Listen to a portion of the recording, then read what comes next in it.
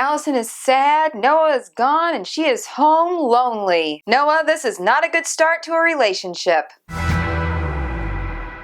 Allison is alone and Noah is gone, but thankfully she has her job to go to. She gets there dressed in shorts and a top, and Yvonne seems annoyed with her and makes comments about her lack of dress.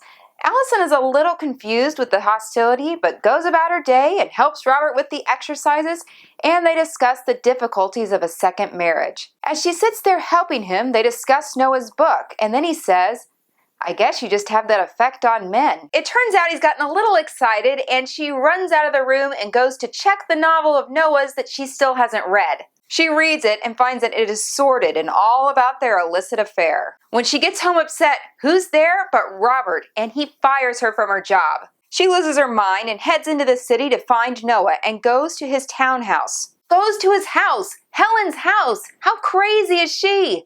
Helen tells her that she will quickly become disillusioned with Noah, and she leaves the house upset again. Cole. Poor Cole, he's so sad and pathetic. He decides to hook up with the woman who tried to pick him up in his cab a couple of weeks ago. But it turns out she's married and he ends up with a black eye. He goes to his brother's boat and Scotty wants him to sell his house and invest in a nightclub with him. Cole's not interested in that, but he is interested in the woman currently getting dressed on his boat. It's the same woman who was the housekeeper at the married lady's home. Scotty gets kind of upset and warns Cole not to sleep with her. He ends up giving her a ride home for free. Then while he's taking a nap, he wakes up in his trailer and hears people looking around the house. Scotty really wants that money, and he sent realtors to the beach house to try to get him to sell it. Later, Cole's at the end and drinks lots of alcohol and proceeds to get super drunk while Louisa is there serving him.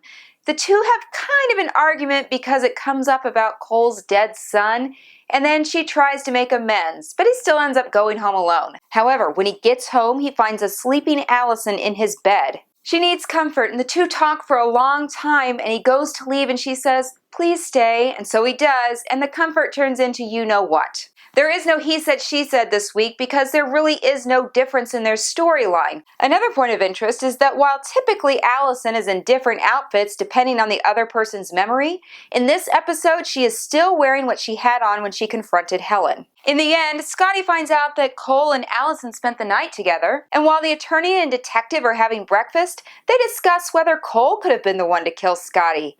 And then Oscar shows his face and hands the attorney a note. And we all hang on by our fingernails for next week's episode.